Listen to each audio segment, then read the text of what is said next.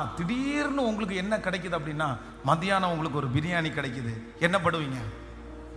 கேட்கல, சத்தமா சொல்லுங்க. ஒரு சோத்திரத்துக்கு 100 சோத்திரம் போடுவீங்க, ஒரு நன்றிக்கு 1000 நன்றியை போடுவீங்க. சோத்திராண்டவரே, எங்களுக்கு பிரியாணி கிடைச்சதற்காக நன்றி. அவ்வளவுதான், முடிஞ்சிருச்சு அதோட. ஆனா அதே நேரத்தில் இன்னைக்கு உங்க மனசுக்குள்ள என்ன பண்ணீங்கன்னா, பயங்கரமான கற்பனை.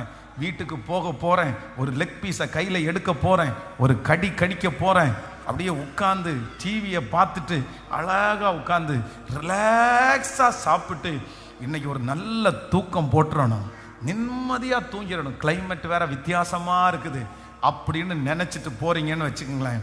போன உடனே அங்கே பிரியாணி அடி பிடிச்சிருச்சு. அடி பிடிச்ச உடனே கணவனார் கத்துறார், ஒரே சண்டை, சாப்பாடும் இல்லை தூக்கமும் இல்லை அப்படின்னா நீங்க என்ன பண்ணுவீங்க சொல்லுங்க? அவ்வளோதான். இதனால இதை என்ன பண்ண முடியாது. பிரியாணி இல்லைன்னா கூட ஏற்றுக்கலாமே.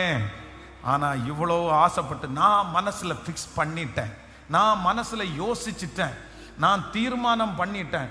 இப்படி ஏமாத்தலாமா? நிறைய சிஸ்டர்ஸ் கூட அப்படி சொல்லுவாங்கன்னு நினைக்கிறேன். அப்படியே கணவனார் மறந்து சொல்லுவார், மறந்து சரிம்மா கிளம்பி இரு, இன்னைக்கு வெளியே போயிட்டு வந்துடலாம் அப்படின்னு சொல்லும்போது அவர் சுத்தமாக மறந்துருப்பார். மறந்துட்டு இவங்க அழகா ரெடி ஆகி இருந்தா, ஏங்க போலாமா? எங்க? ஐயோ இவ்வளோ நேரத்துலையா? அதெல்லாம் நாளைக்கு பார்த்துக்கலாம்.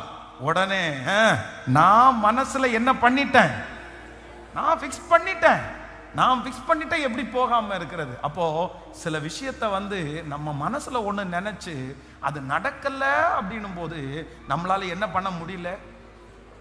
சொல்லுங்க சத்தமா.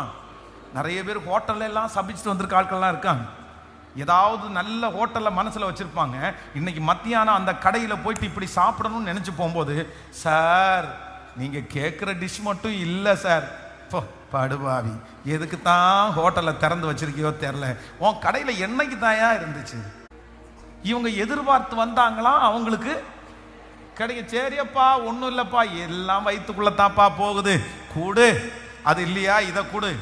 ஓகே, சாம்பார் வடை இல்லையா, இப்போ அவ்வளோதான், தயிர் வடையை கொடு அப்படின்னு மனசார சாப்பிட்றவங்க ரொம்ப குறைவு. ஏன் அப்படின்னா, எதையுமே என்ன பண்ண முடியல, எதையுமே ஏற்றுக்க முடியல. இவங்க மனசுல ஒன்று ஃபிக்ஸ் பண்ணிட்டாங்கன்னா அது உடனே அவங்களுக்கு என்ன ஆயிரணும், அது நடந்துரோணும், அது கிடைச்சிரோணும்.